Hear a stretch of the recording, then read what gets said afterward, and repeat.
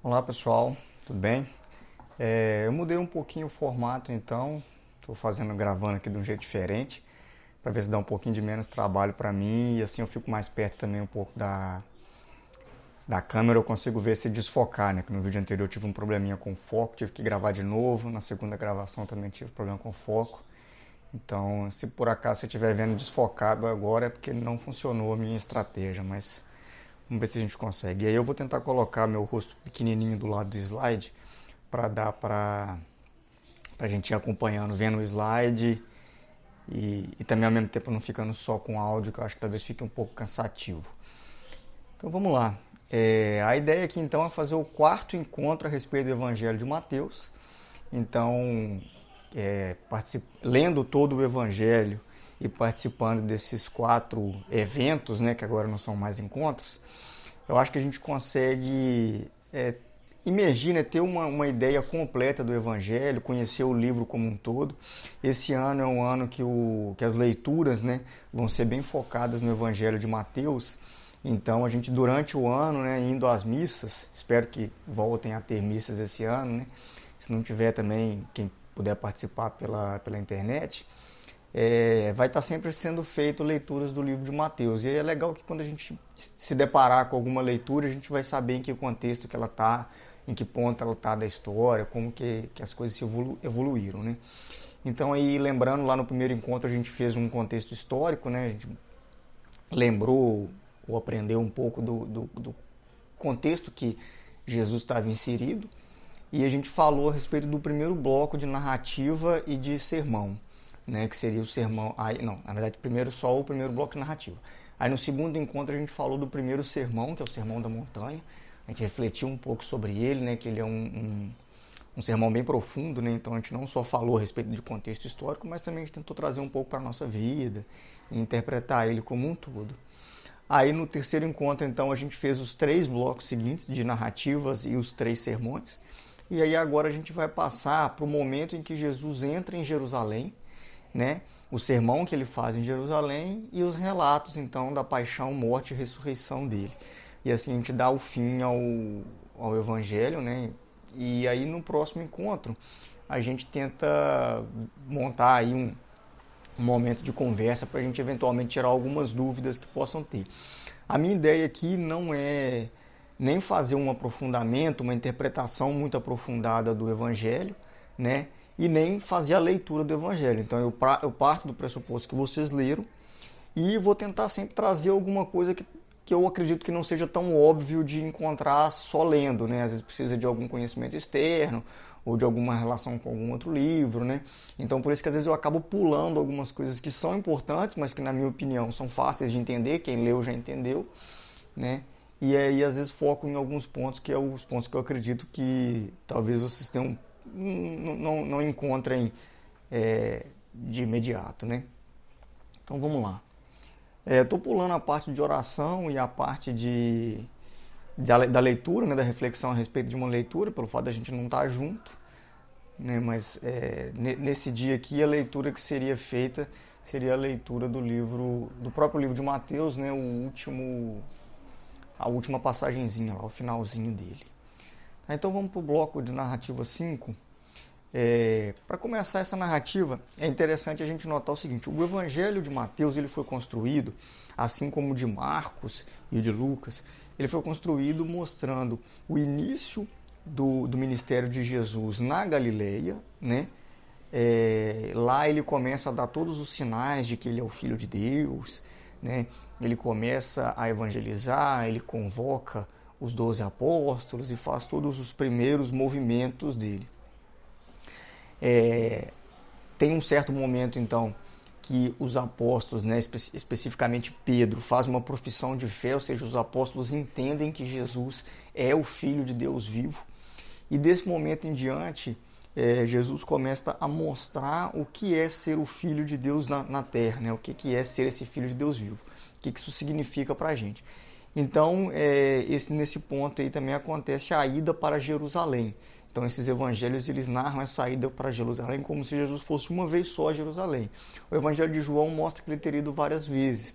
Então historicamente talvez ele tenha ido várias vezes. Mas no contexto deste evangelho é uma ida para a sua glória, para o seu sacrifício, que era um movimento natural da época, né? Então as pessoas que viviam, por exemplo, na Galileia, na época da Páscoa, elas peregrinavam até Jerusalém, né? Lembrando que as distâncias, hoje para quem vai de carro é perto, mas na época que não tinha esse tipo de transporte é uma distância longa, então é bastante caminhada, né? Às vezes com algum animal e tal.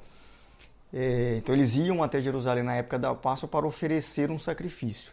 Então é exatamente esse movimento que Jesus vai fazer nesse momento, né? Ele está indo se oferecer em sacrifício para Jerusalém. Então esse caminho tem uma passagem muito importante. E aí no mapa a gente consegue, né, ter uma noção aí de onde fica o Mar da Galileia, Tiberíades, Cafarnaum, Caná, né, que alguns fatos são narrados nessa região, né? Lá acima teria Tiro e Sidônia, eu vou mostrar depois, nesse mapa não está aparecendo. Aparece a parte de Samaria, Jericó, né? É narrado que logo que Jesus está chegando a Jerusalém, é narrado que ele cura um cego em Jericó, então aí no mapa você consegue ver onde é.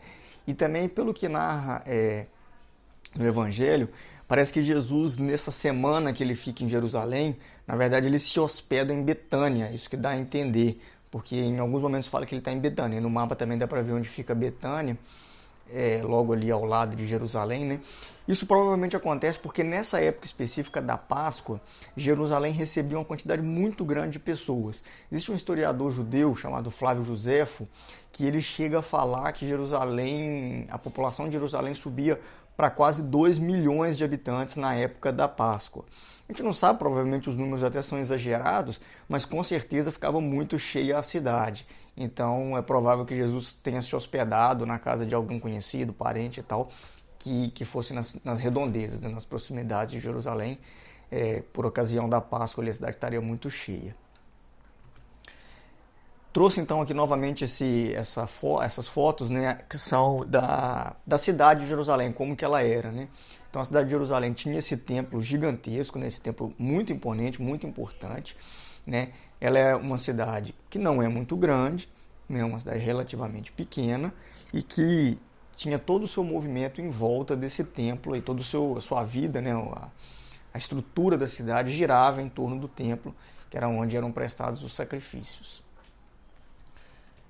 Né, aqui tem mais algumas fotos, essa parte ao sul aí seria a parte da cidade antiga, né, a parte que o próprio Davi teria iniciado a povoar, e mais para cima seriam as partes mais novas da cidade. A cidade foi crescendo assim. Então,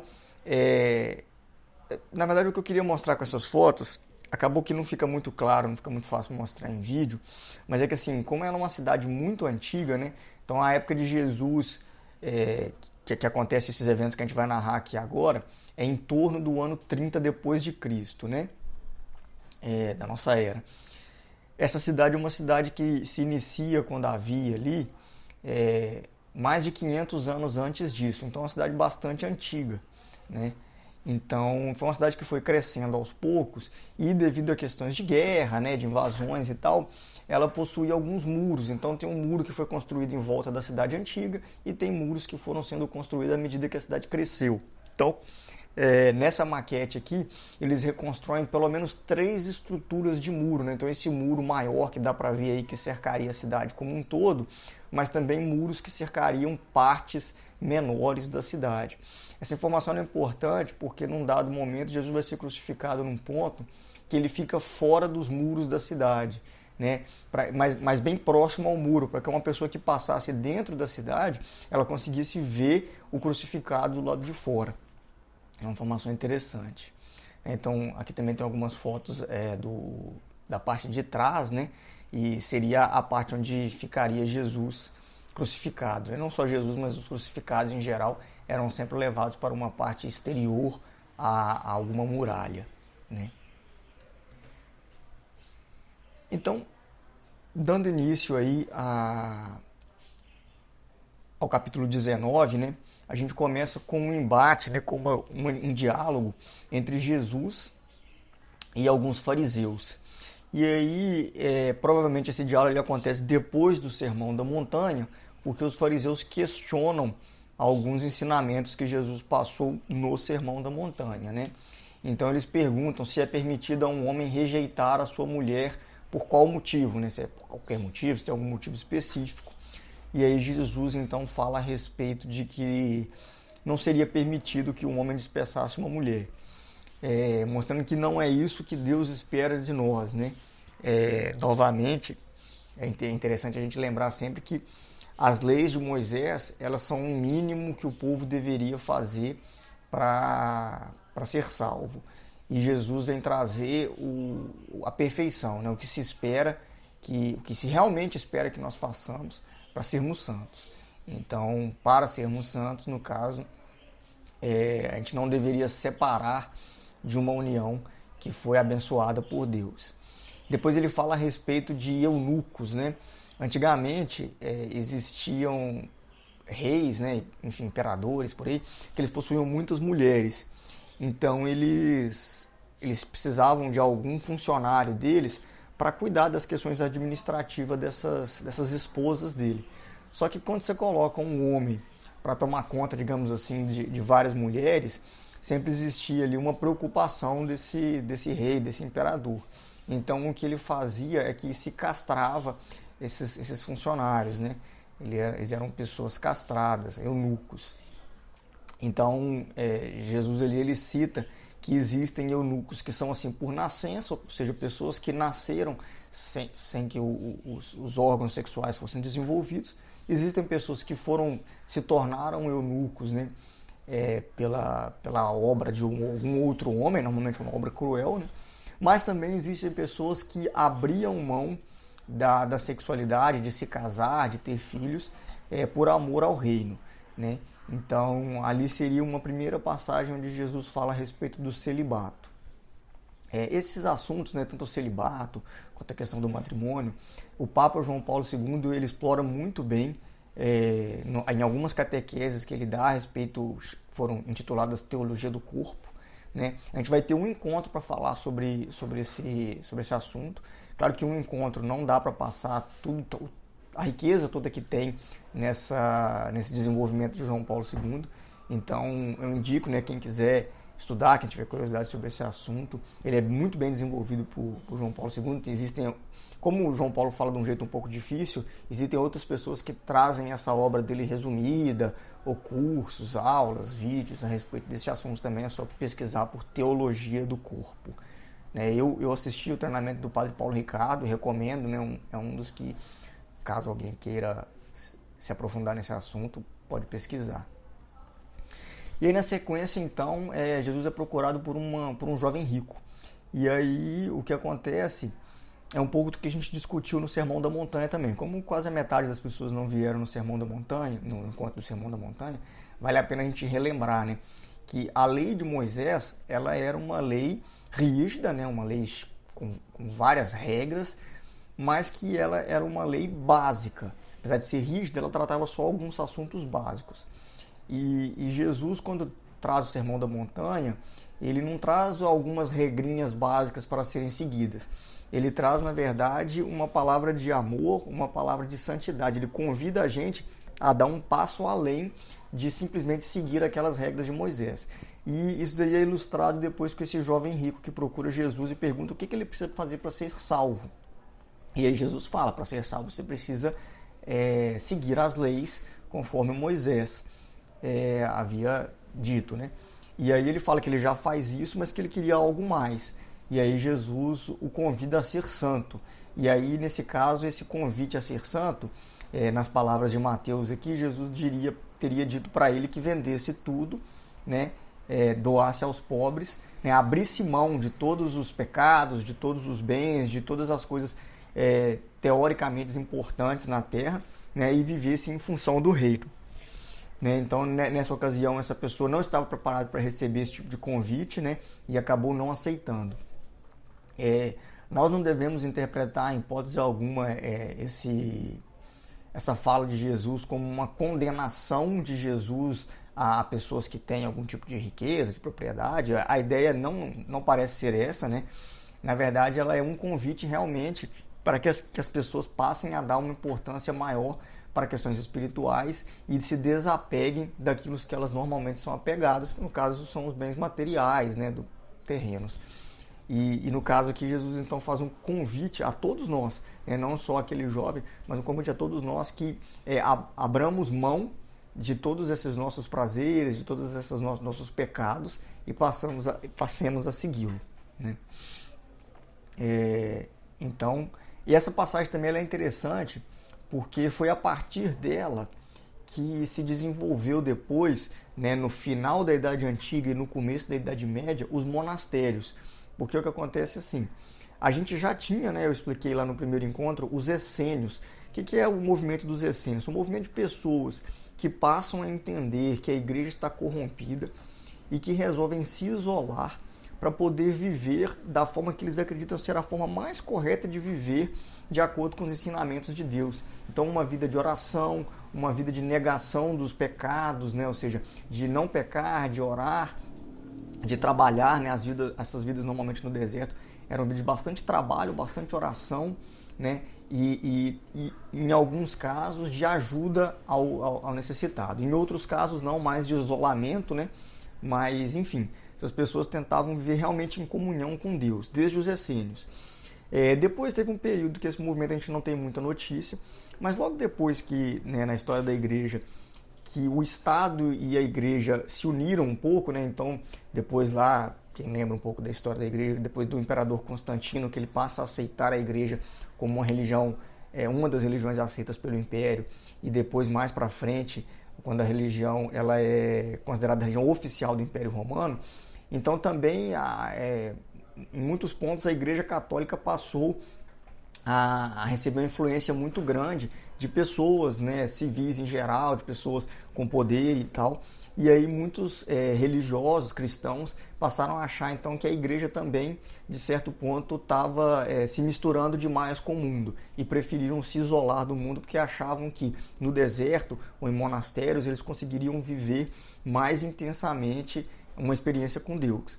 E a passagem, digamos assim, que é a passagem que mais inspira essas pessoas é justamente essa do convite, venda tudo, abra mão de tudo e vá seguir a Deus. Então, na sequência, Jesus começa então a falar a respeito do reino, né? Mateus, ele coloca, os outros evangelistas falam muito a respeito do reino de Deus. Mateus fala muito a respeito do reino dos céus, né?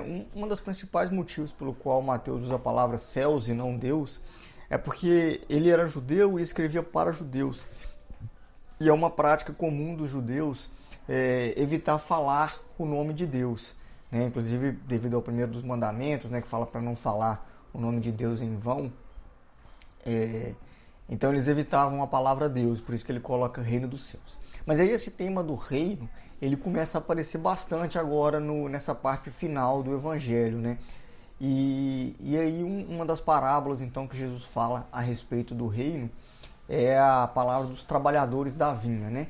Onde vários trabalhadores são chamados em momentos diferentes, né? Aceitam o convite em momentos diferentes para trabalhar para esse senhor, e todos eles recebem o mesmo pagamento. E aí os trabalhadores que trabalharam mais, eles se sentem injustiçados, né? E aí eles cobrariam que houvesse algum tipo de diferenciação entre eles, e o Senhor, né, fala que o dinheiro é dele, ele pode dar igualmente a todos os servos se ele quiser. Né, já com o início então de uma interpretação a respeito do julgamento final e do reino dos céus, da recompensa que todos terão, todos que servirem a Deus terão, mesmo aqueles que servem de uma forma diferente, há mais tempo, há menos tempo, como sacerdote, como leigo e por aí vai. Na sequência, tem uma passagem bem interessante que é a respeito de um lugar de destaque no reino de Jesus, né? Então, a mãe dos filhos de Zebedeu, né, que no caso seria Tiago e João, eles ainda imaginam que Jesus é o Filho de Deus, que Jesus é o Messias poderoso, que ele vai assumir um reino em Israel, ele vai tomar o poder em Israel, e que nesse reino, então, os apóstolos teriam um lugar de destaque. E aí ela espera, né, a mãe dos filhos de Zebedeu, espera que João e Tiago assumam, digamos assim, uma posição hierárquica, né, uma posição de poder nesse novo reino, que é bem diferente do que vai acontecer na prática, né? Então, essa passagem ela mostra muito claramente uma expectativa errada dos discípulos a respeito do que significa esse Jesus, Messias, Filho de Deus na Terra. E aí acaba sendo uma oportunidade para Jesus colocar um ensinamento muito interessante, né? Que ele fala: todo aquele que quiser tornar grande, faça-vos servos, né? Então, que a grande virtude está em servir e não em ser servido, né? E aí, na sequência, então, acontece a cura do cego de Jericó. Eu já falei no encontro passado, né? Essa cura de um cego, ela tem um significado muito importante, além da cura da própria cegueira, né? Que é uma doença muito séria. Uma pessoa cega, ela fica, digamos assim, com uma dificuldade de exercer as atividades dela do dia a dia. Mas também existe a questão da cegueira espiritual, ou da cegueira mesmo de entendimento, né? Então, quando Mateus lembra novamente Jesus abrindo os olhos de cego para que pessoas que viviam na escuridão passem a enxergar a luz, pessoas que viviam na ignorância passem a entender as coisas, ele tem, além do sentido literal, tem esse sentido aí também oculto, né? Não vou dizer oculto a palavra, mas assim, um sentido metafórico do termo cegueira, né? Então, eu mostrei lá no mapa onde fica Jericó, então Jesus está a caminho ainda de Jerusalém quando ele faz essa cura. Isso mostra também que Jesus se aproxima de Jerusalém com seguidores, com pessoas já criando uma expectativa muito grande desse grande Messias que está indo a Jerusalém, porque essas pessoas estão criando essa expectativa que ele está indo lá para tomar o poder. Jesus então chega em Jerusalém, ele entra em Jerusalém montado num burro, né? Então esse episódio ele é narrado por Mateus. Mateus fala a respeito de uma profecia que o Messias entraria montado num burro. Além da profecia, existem também passagens do Antigo Testamento onde Davi ele sai de Jerusalém montado num burro. Existe uma passagem onde Salomão, que é o filho de Davi, quando ele assume, ele também entraria em Jerusalém montado num burro. Então isso tem uma simbologia forte, porque Jesus então ele é tratado nesse evangelho como filho de Davi, e ele também entrou na cidade montado num burrico, né, num animalzinho, que não chegava a ser um animal grandioso quanto um cavalo de guerra, né, e tal, mas também não estava a pé, né, ele estava, digamos assim, numa situação um pouco mais elevada, onde todo mundo conseguia ver ele, e as pessoas cantavam, todo mundo queria ver, mesmo quem estava um pouco mais longe queria ver ele entrando, começaram a colocar ramos, né? Então, é esse momento da entrada de Jesus em Jerusalém que é o que a gente celebra no domingo de Ramos, né? Essa entrada triunfal. Então, tudo que vai acontecer desse momento em diante é o que a gente comemora na Semana Santa, né? Então, a gente já vai começar também a até entender, né? Até a refletir a respeito de algumas coisas que aconteceram nessa tal semana de Jesus em Jerusalém e que a gente também relembra durante a comemoração da Semana Santa. Mais para frente, então, Jesus começa a mostrar para as pessoas o quão decadente está a religião judaica naquele momento, né? Então, o templo, que era o lugar mais sagrado da religião, ele passa a ser um local de venda. A religião tinha se tornado uma coisa extremamente burocrática e as pessoas passaram a ir ao templo para ganhar dinheiro, para oferecer sacrifícios sem um significado maior e por aí vai, né? Então tem esse episódio dos vendilhões, né? O que acontecia nessa época? As pessoas tinham que ir a Jerusalém, as pessoas vinham de longe, né? Para ir a Jerusalém para oferecer sacrifícios, né? Então, ovelhas, carneiros, pombos, existiam vários tipos de sacrifícios prescritos pela lei de Moisés. As pessoas não traziam esses sacrifícios das cidades delas, levavam dinheiro. Quando elas chegavam lá, Primeira coisa é que elas não conseguiam comprar os animais para poder oferecer em sacrifício de qualquer forma. Eles tinham primeiro que trocar a moeda deles, né, a moeda de Jerusalém, de Israel, por uma moeda do templo. Então ali já havia um câmbio e esses cambistas também aproveitavam esse momento para simplesmente ganhar dinheiro. Depois eles compravam esses animais. Há relatos que falam até que uma pessoa comprava um animal, oferecia para o sacerdote entrava com esse animal no templo, dava a volta, saía pela porta de trás e voltava com o animal para ser vendido novamente. Então o mesmo animal ele ficava sendo vendido e entregue, né, tipo uma espécie de um rodízio assim, como uma forma de enganar as pessoas mesmo, né? Então esse comércio, essa coisa bagunçada que banalizava a religião, que banalizava Deus, isso incomoda muito Jesus e por isso que ele expulsa lá os vendilhões, né? Ele exige uma certa moralidade das pessoas, que as pessoas tratem a religião de forma mais séria. E aí na sequência tem uma passagem que às vezes acaba sendo um pouco difícil de entender, né? Porque Jesus vai até uma figueira, essa figueira não tem frutos, ele amaldiçoa a figueira. E aí quem está lendo assim, o texto bíblico, né, como se fosse uma história comum, acha aquilo uma atitude um tanto quanto estranha, eu acredito. Né? Não sei se algum de vocês achou estranha essa passagem. Acredito que pelo menos alguns sim. Porque Jesus teria amaldiçoado essa figueira. Né? A primeira coisa que a gente tem que levar em consideração é que a figueira ela simboliza, né, a religião, né, o povo judeu, o povo de Israel. Então eu trouxe até aqui algumas passagens, né, em Juízes 9, versículo 10, coloca: "E as árvores disseram à figueira, vem tu e reina sobre nós." Depois, em 1 Reis também, tem: "Judá e Israel, desde Dan até Bersabeia, viviam sem temor algum, cada qual debaixo de sua vinha e de sua figueira, durante todo o tempo que reinou Salomão." Né? Em Provérbios, existe assim, se você colocar para buscar, né, numa Bíblia online lá, a palavra figueira ou figo, você vai ver que isso aparece em vários momentos, né? E os frutos da figueira, né, como a figueira representa a religião, os frutos da figueira são os frutos da religião também, né? Então, uma religião que gera frutos é uma religião que transforma a vida das pessoas, que faz com que as pessoas se aproximem de Deus. E uma religião que não gera frutos é uma religião que só tem trocas financeiras, só tem cerimônias, né, ritos, mas que não leva ninguém a lugar nenhum, que não aproxima ninguém de Deus.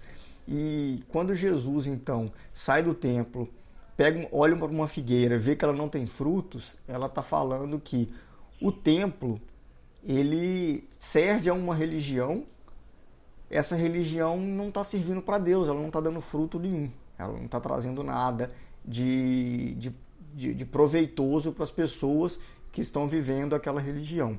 Por isso que tem a maldição da figueira, né? Então, para todas aquelas pessoas que estão seguindo uma religião, mas sem frutos, né? Apenas como uma série de rituais, para elas é dado então esse julgamento de que isso não está servindo para nada. E aí na sequência então é narrada uma série de discussões de Jesus com os fariseus, né? É interessante a gente notar o seguinte: no contexto que foi escrito o Evangelho, a religião cristã e a religião judaica, elas tinham um conflito muito grande entre elas, né? Então, Mateus vai enfatizar bastante esse duelo, né, essa discussão entre os fariseus e os cristãos, e Jesus Cristo, na verdade, né? A gente pode interpretar isso de várias formas, né, trazer isso para o nosso mundo de hoje de várias formas, inclusive com a própria Igreja Católica mesmo, dentro da própria Igreja, né? Então, em alguns momentos que a gente percebe que a Igreja está começando a se fixar demais em alguns tipos de regras, né?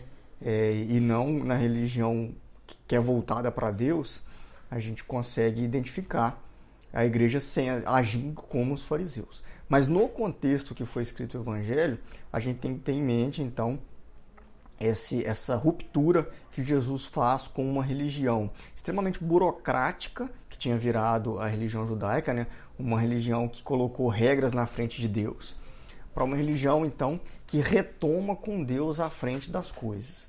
Então é interessante a gente tentar notar isso.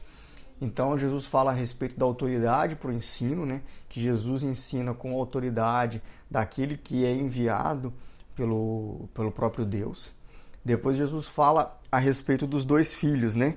Que também é uma passagem que traz uma reflexão muito forte, né? Porque um dos filhos, ele fala que vai obedecer o pai, mas não obedece, enquanto o outro filho, ele fala que não vai obedecer, mas obedece, né? Então, qual agrada mais o pai? Então, Jesus coloca essa comparação aí, porque justamente ele coloca as pessoas que estão dentro da religião, no caso específico ele trata com os fariseus, mas a gente pode interpretar também com nós mesmos, né? Que é o fato da gente estar indo à missa, indo aos encontros da igreja, mas não colocando em prática aquilo que nos é pedido, nos é ensinado, então a gente pode estar agradando menos a Deus do que uma pessoa que não vai, mas que coloca em prática, né? Nem todo mundo que não vai coloca em prática, também não é assim, né? Mas enfim, isso pode acontecer e a gente tem que estar sempre atento para isso. Depois ele fala do dono da vinha, né? Ele faz aí uma comparação, uma metáfora de um dono de uma vinha, que ele coloca algumas pessoas para tomar conta, então esse dono da vinha seria Deus. Ele coloca alguns seres humanos para tomar conta do mundo, né? Depois ele começa a mandar vários profetas para poder pegar os frutos, né, dessas pessoas, e essas pessoas matam os profetas, depois elas matam o próprio Filho de Deus que é enviado, né? E aí Jesus pergunta: o que vocês acham que seria o julgamento do Senhor da vinha para esses funcionários, né, para esses trabalhadores? E a gente se colocando no lugar do Senhor da vinha, naturalmente a gente entende o julgamento como castigo. E aí Jesus vai tentar trazer para a gente a possibilidade de que esse tratamento não seja um castigo, de que, primeiro, que nós não sejamos esses trabalhadores, né?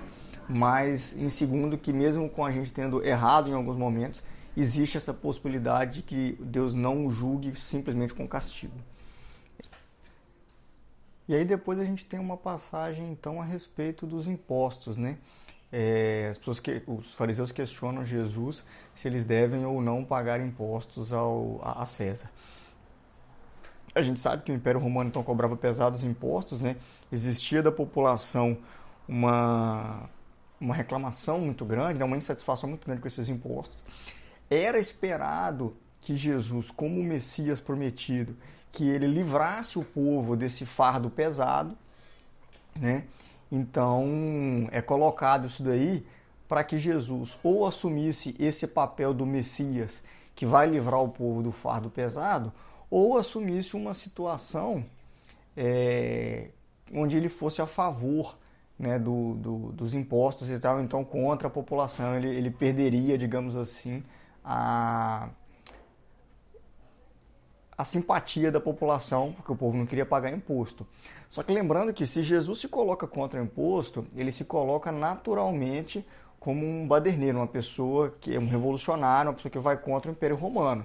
E aí a perseguição para com ele seria já diretamente do Império, né? Mas aí Jesus separa, então, tenta separar de forma bem clara que o reino de Deus não é desse mundo. Então, esses assuntos que são, digamos assim, deste mundo, né, relativos a dinheiro, a organização política e por aí vai, eles têm que ser vividos naturalmente pela gente, afinal de contas nós fazemos parte desse mundo, mas que eles não devem ser a coisa mais importante do mundo, né? Existe algo mais importante, que é o reino dos céus, que não pertence a esse mundo, e as coisas desse mundo são importantes naturalmente, devem ser tratadas com a importância merecida. Depois, então, é feito um questionamento a respeito dos casamentos, da ressurreição em geral. A ressurreição é um tema difícil, a gente vai ter um encontro para tratar desse tema, né? Mas, nesse ponto aqui, o que Jesus tenta mostrar claro é que se a gente ficar com esse pensamento de que a ressurreição vai ser, na verdade, a gente continuar nesse mundo do jeito que ele é, com casamentos, com emprego, com dinheiro, com tudo, a gente realmente vai ter um entendimento muito errado. Então, o que Jesus mostra ali é que esse conhecimento que a gente tem de que quando a gente morrer, a gente vai casar, a gente vai ter o mesmo corpo, a gente vai ter as mesmas limitações, os mesmos prazeres e por aí vai, ele não existe, ele não faz sentido. Então, perguntar quem vai ficar casado com quem numa vida pós-morte é uma pergunta que não faz nem sentido, né? Então, o tema vida pós-morte ele é muito mais complicado do que isso. E essa é a resposta que Jesus dá, né? Depois ele fala então a respeito dos mandamentos, né? Ele mostra, né, que na verdade a gente só precisaria de 2 mandamentos, que é amar a Deus acima de todas as coisas e amar ao próximo como a si mesmo. Qualquer outro mandamento, ele se torna desnecessário se a gente tiver com esses 2 em mente. Então, alguém que ama a Deus sobre todas as coisas e ao próximo como a si mesmo, ele não vai desejar a mulher do próximo, ele não vai matar, ele não vai roubar e por aí vai. Então, ele vai dedicar o tempo dele a Deus. Então, todos os outros mandamentos, eles se tornariam desnecessários, que é o princípio, então, dos sermãos de Jesus Cristo, né? É colocar estes 2 mandamentos acima, como o importante, né? E os demais mandamentos, na verdade, vão ser consequências que nós mesmos podemos chegar às conclusões do que deve ou não ser feito com aquela pergunta que a gente colocou no final do segundo encontro, que é o que Jesus faria no meu lugar? Se a gente souber a resposta para essa pergunta, a gente sabe o que deve e o que não deve ser feito, independente de ter um mandamento, né, de ter uma regra escrita com aquela decisão, com aquela atitude. Jesus fala então depois a respeito da hipocrisia religiosa, e ele começa a falar o ai dos hipócritas, né?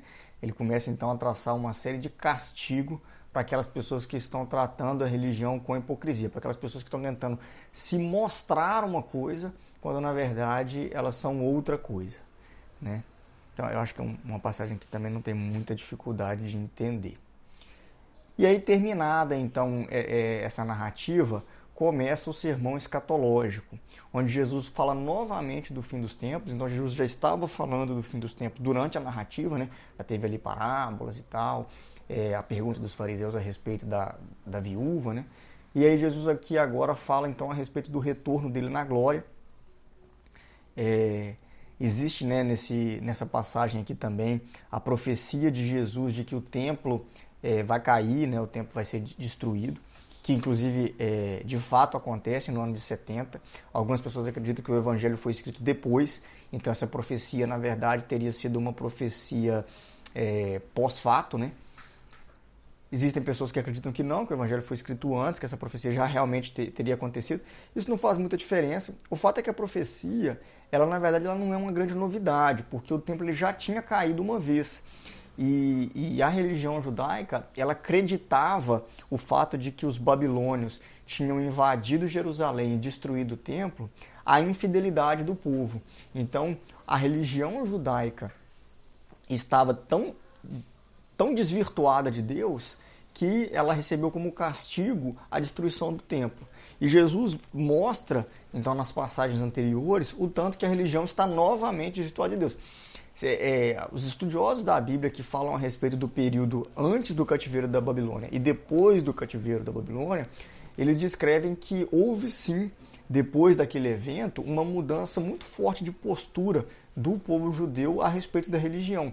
A religião pós-cativeiro da Babilônia, ela se transformou bastante, né? Ela passou a ser uma coisa assim, muito mais séria, muito mais firme naquele povo, né? E Jesus mostra que na verdade teria necessidade de acontecer aquilo de novo. Então, não só uma profecia do que realmente aconteceu pelo Império Romano no ano 70, essa profecia da destruição do templo, ela é uma chamada de atenção para o momento onde a religião não está de acordo com o que Deus espera dos religiosos, né, dos cristãos, dos judeus naquele caso. Jesus fala muito a respeito do retorno dele na glória, né? Então nós vivemos, né, desde que Jesus ressuscitou até os dias de hoje, até o dia do retorno de Jesus, a gente vive um período que seria um período entre vindas de Jesus Cristo, aguardando que Jesus voltará para fazer o julgamento final né, e para o fim dos tempos. O momento que acontecerá o fim dos tempos, ele é colocado de uma forma bem enigmática, e a ideia é justamente não responder a pergunta. Por quê? Porque se a gente coloca simplesmente, o fim do mundo vai acontecer no ano 2547, então todos nós teríamos a certeza de que não vai ser em breve. Então a gente poderia, por exemplo, falar assim, não, eu vou viver minha vida toda tranquilo, quando eu tiver mais velho um pouco, aí eu me converto, e enfim, e aí já tá tranquilo. Mas não é esse o ensinamento, né? Até porque a gente pode morrer a qualquer momento e não daria tempo de converter. Então, a ideia de Jesus aí, nessa passagem que ele fala a respeito do fim dos tempos, é colocar que o fim do tempo pode acontecer a qualquer momento. E que existem sinais que indicam que ele está prestes a acontecer. E esses sinais são sinais que acontecem desde o ano lá 30 até os dias de hoje. Então continuam acontecendo terremotos, continuam acontecendo guerra, continuam acontecendo tribulações desde aquela época até hoje. Então isso é uma realidade comum a todo o período entre vindas de Jesus. São faladas então 3 parábolas, né? A primeira parábola, a parábola das 10 virgens, eu até já comentei anteriormente, né? Fala-se de um casamento. Esse casamento, ele pode ser entendido como um casamento de Deus com a igreja. Então, o momento ali do nosso encontro, né? A igreja como corpo de Cristo, ou seja, todas as pessoas que participam da comunidade cristã, da igreja aqui na Terra, se encontrando com Deus no paraíso, seria esse o casamento, né? E aí então as virgens seriam as pessoas que estão no mundo e fazem parte dessa igreja, né, de forma verdadeira, prudente, vivendo cada dia para construir esse momento no paraíso, e das pessoas imprudentes, das pessoas que ou não fazem parte da igreja ou fazem parte da igreja, mas de maneira desleixada, e que não vão se encontrar verdadeiramente com Deus no momento do juízo final. Então, ele chama muita atenção aqui para a questão da atenção com a religião e da perseverança, né? Que todo dia a gente tem que construir um pouco, a gente tem que estar sempre colocando, né, vigiando, para que a nossa vela esteja com óleo, né? Depois ele fala a respeito dos talentos, né? Que remete bastante à questão do trabalho mesmo, né? De você usar os dons que você tem para poder transformar a vida de outra pessoa. Então, uma pessoa que tem qualquer tipo de dom, né, de facilidade, ela pode servir a Deus, pode servir ao próximo. E isso é colocado também como uma atitude necessária para que nós tenhamos um encontro proveitoso com Deus no fim dos tempos, né? E depois ele fala a respeito do juízo final, né, da separação das ovelhas e dos cabritos. E aí ele fala muito a respeito do amor, da caridade, né? O tive fome, me deste de comer, tive sede, me deste de beber. Então, também mostrando a importância desses frutos, né? Dessa compaixão, desse amor, da caridade para o momento final, né? O encontro nosso com Deus na parúzia, né? A parúzia seria o retorno de Jesus Cristo e o fim dos tempos, tá? Então, assim, esse sermão escatológico, ele traz uma visão muito forte a respeito não de como é o paraíso, mas de como é a entrada no paraíso, né? De como que digamos assim, o acerto final de contas desse mundo, para que a gente possa ter um encontro verdadeiro com Deus. E aí, na sequência então da narração do sermão, né? Vem então a narração da paixão, morte e ressurreição de Cristo, né? Ele começa então com a conspiração e a traição de Judas.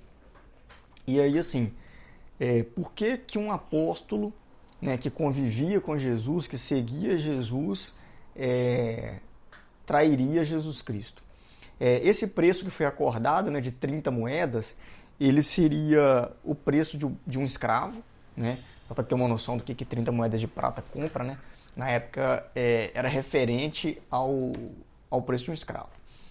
E outra coisa interessante é que, assim, Jesus Cristo, teoricamente, não precisaria ser entregue, porque ele estava sempre em público ali, tinha sempre vários embates dele com fariseus e tal, então não seria muito difícil pegar ele.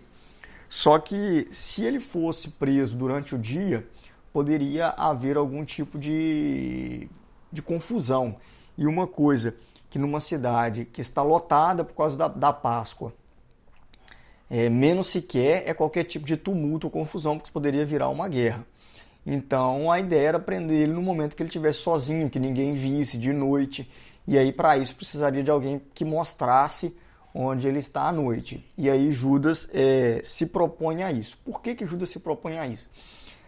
O mais fácil da gente entender seria que não só os discípulos, mas várias pessoas que seguiam Jesus, eles estavam começando a ficar, digamos assim, ansiosos para ver Jesus agir como o Messias tão aguardado, filho de Davi, que tomaria o poder em Jerusalém.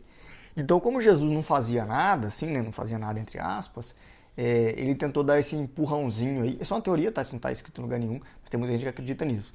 Que Judas, então, entregou Jesus porque ele acreditava que se realmente Jesus fosse aquele que eles acreditavam que era, quando os soldados chegassem para prender ele faria algum tipo de milagre, faria algum tipo de reação grande, que não foi o que aconteceu.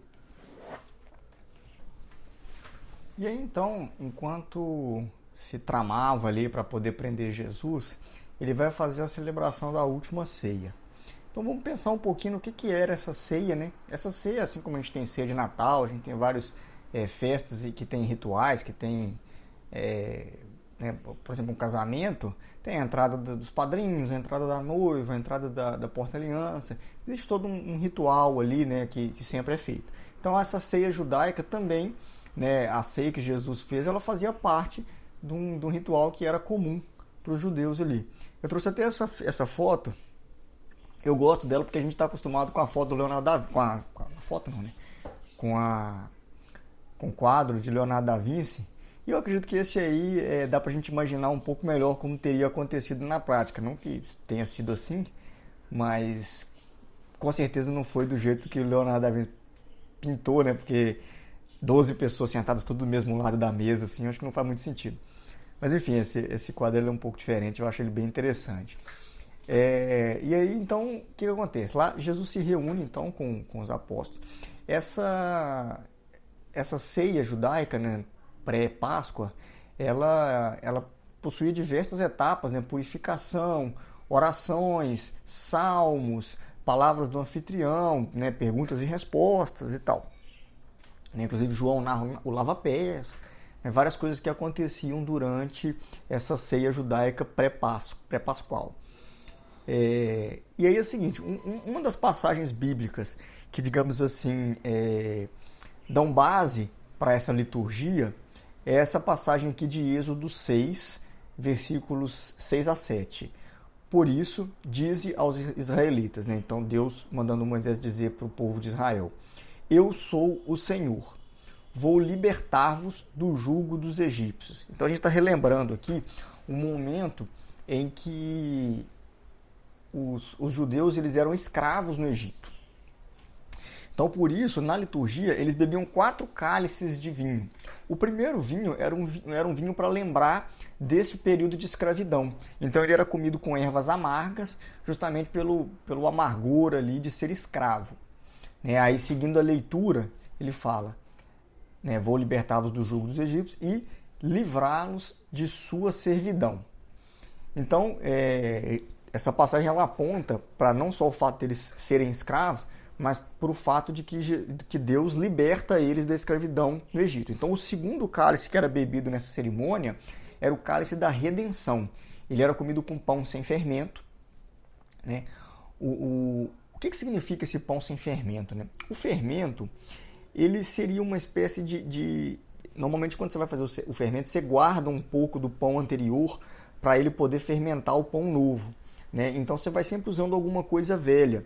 Né? Então, o pão sem fermento, na verdade, ele é um pão novo. Ele é um pão que não tem nada dos pães anteriores. Né? Então, ele faz uma quebra com aquele processo. Tá? Então, é um pouco dessa ideia, uma ideia de renovação.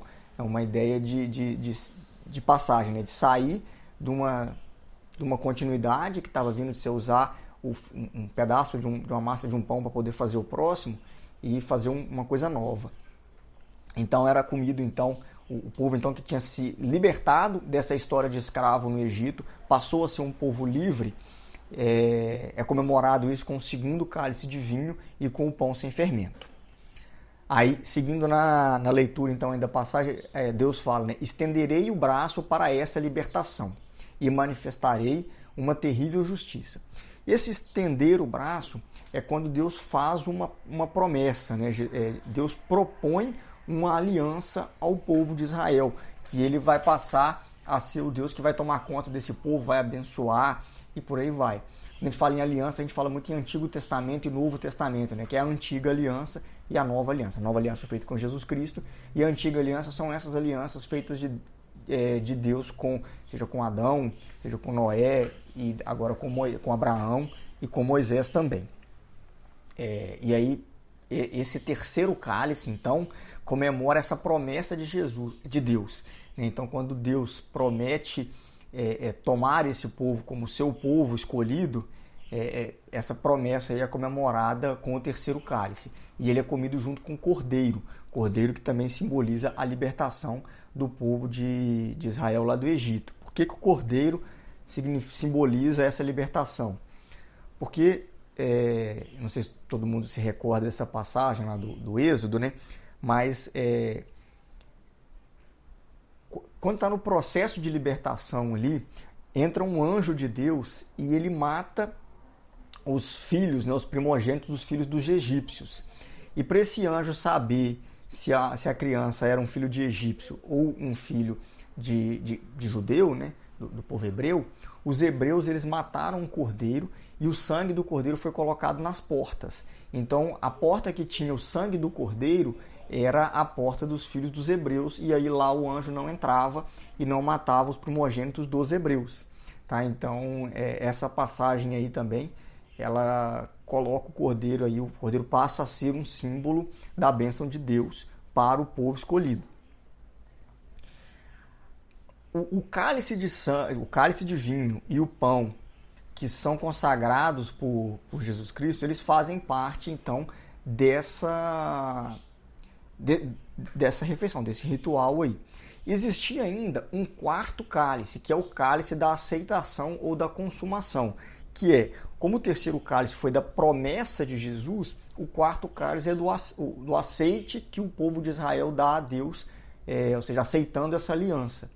Então, continuando a leitura do trecho lá, eu vos tomarei para o meu povo e serei vosso Deus, e sabereis que sou o Senhor vosso Deus, que vos terei libertado do jugo dos egípcios. Então, esses 4 momentos aí, em que o povo era escravo, o povo é libertado, é oferecido a eles uma aliança e essa aliança é aceita, são os 4 momentos da celebração judaica.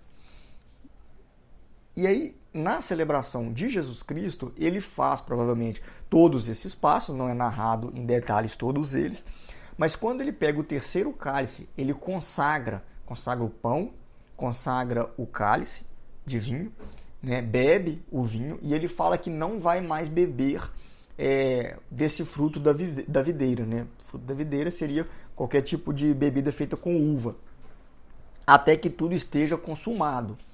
Por que ele fala que não vai beber mais vinho? Porque era esperado que ele ainda bebesse o quarto cálice. Ele não bebe. Tá?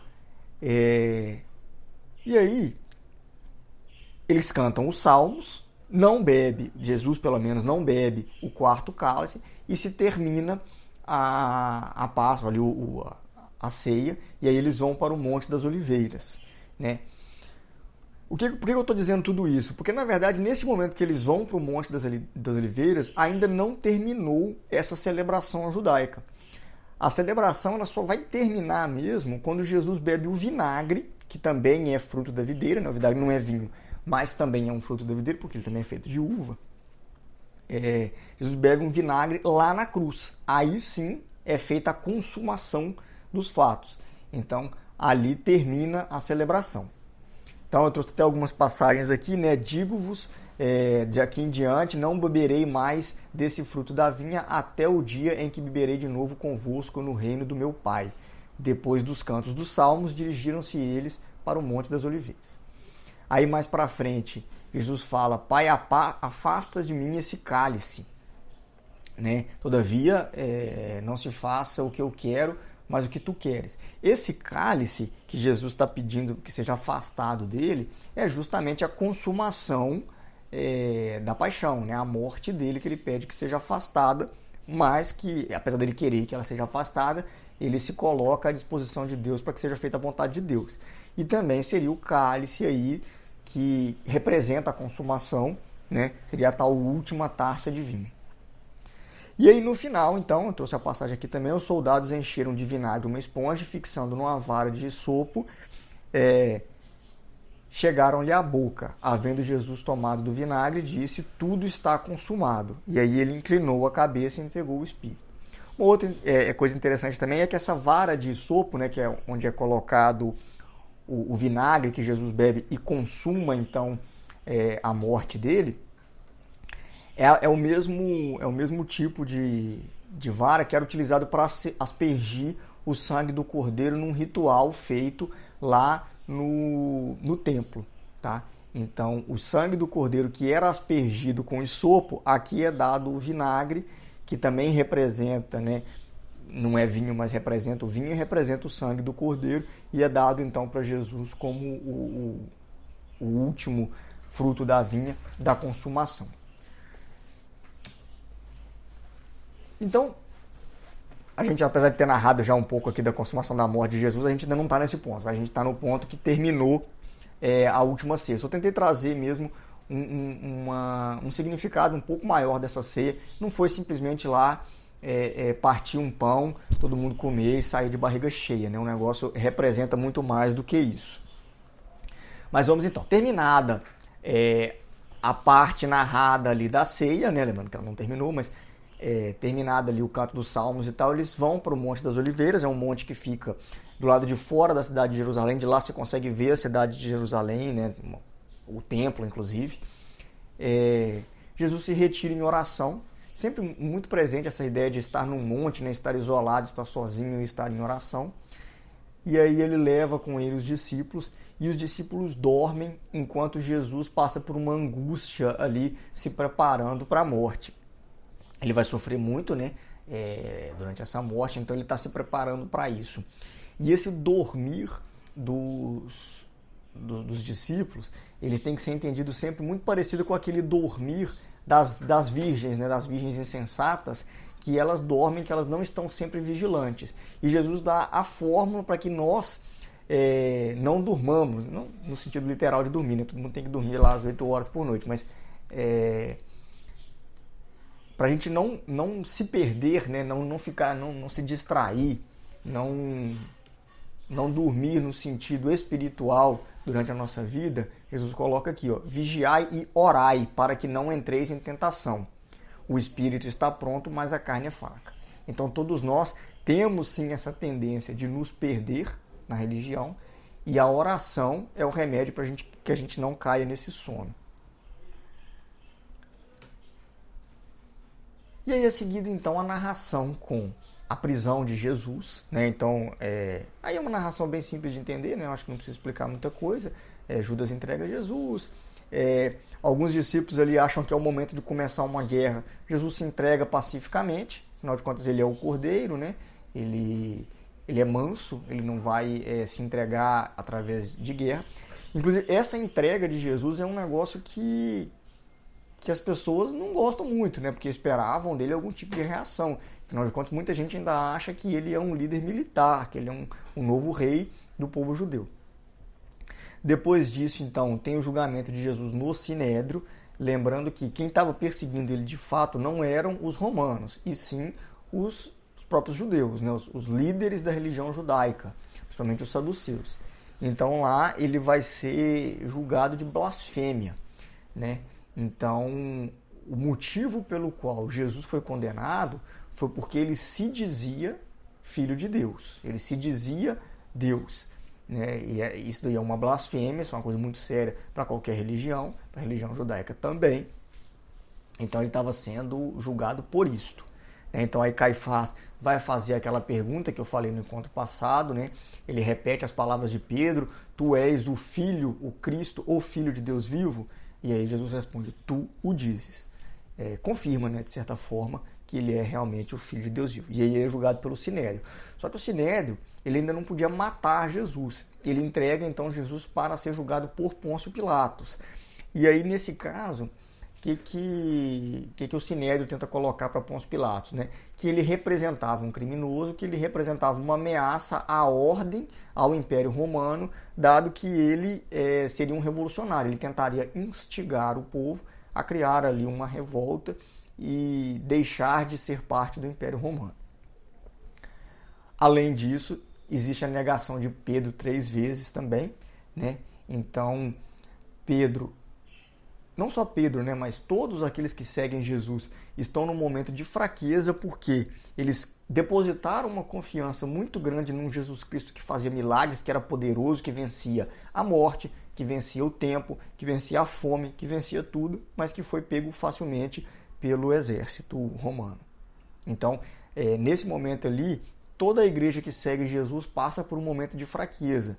É importante a gente entender isto, porque na sequência, no julgamento de Pôncio Pilatos, eu acabei trocando um pouco a ordem aqui, né? Pedro nega primeiro, depois tem um julgamento de Pôncio Pilatos. Pôncio Pilatos, eles oferecem ao povo que seja libertado um dos prisioneiros, achando que o povo ia libertar Jesus Cristo. E aí o povo grita para crucificar Jesus Cristo. Eu, durante muito tempo, me questionei a respeito dessa passagem. Não sei se alguém aqui também já teve esse questionamento. É muito ruim fazer apresentação assim para vídeo, que a gente não consegue perguntar, não consegue interagir muito com as pessoas. Mas vamos considerar que alguém aqui também achou estranho o que acontece. Porque é o seguinte, Jesus ele tem uma entrada triunfal em Jerusalém. O povo aclama Jesus, grita o nome de Jesus, estende ramos, grita hosana nas alturas e aquela coisa toda. Não podem pegar Jesus porque tem medo que o povo se revolte. Aí Jesus vai preso e o povo grita para crucificar. Faz sentido isso? Eu sempre me questionei, eu achava que não fazia sentido. Ou o povo gosta dele ou o povo não gosta dele. Por que o povo agora começou a gritar para crucificar ele? E uma das explicações que eu mesmo me dava, assim, que eu já tinha ouvido algumas pessoas falarem, era que era porque os fariseus tinham instigado o povo a isso.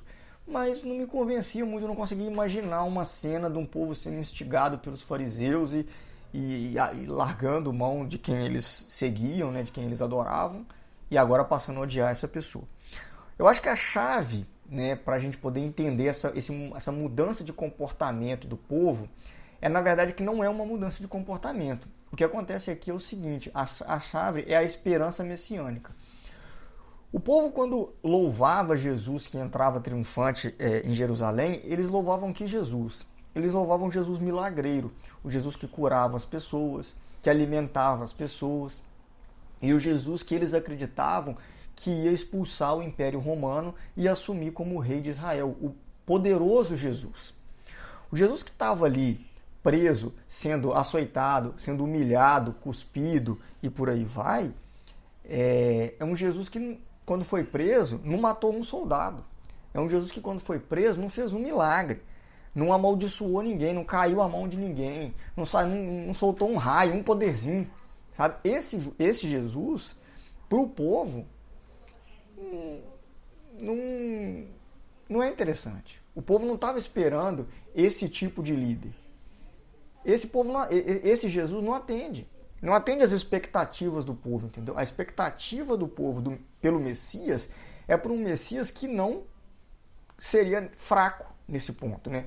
Para o povo ali aceitar a prisão, aceitar o julgamento e não, digamos assim, se impor, não ser mais forte que o Império Romano, não atendia a expectativa do povo. O povo não queria alguém que eles ajudassem. O povo queria um Jesus que trouxesse a solução e não que trouxesse uma necessidade, né? Por isso que o povo manda crucificar mesmo. Esse Jesus eu não quero, isso aí não atende, não fez nada, né? Então a gente está nesse ponto aí de um Jesus que foi desacreditado, porque ainda existia um entendimento de que o reino dele teria que ser nesse mundo, que ele tinha que ser poderoso aqui.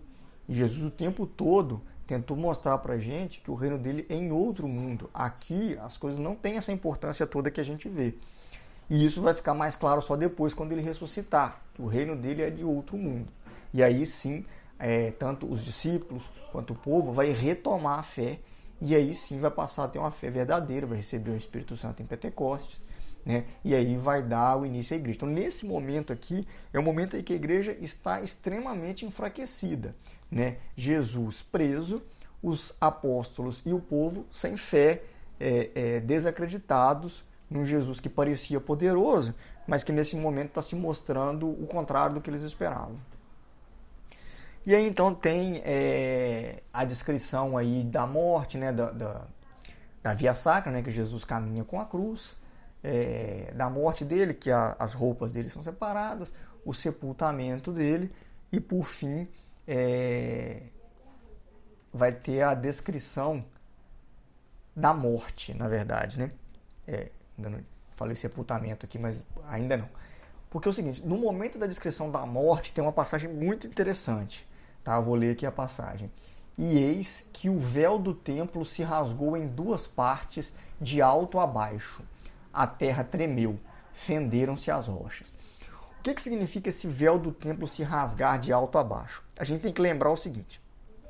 Lá no templo, existiam várias partes, né? Tinha uma parte que ficava o pessoal vendendo as coisas, né? Que Jesus expulsou lá os vendilhões.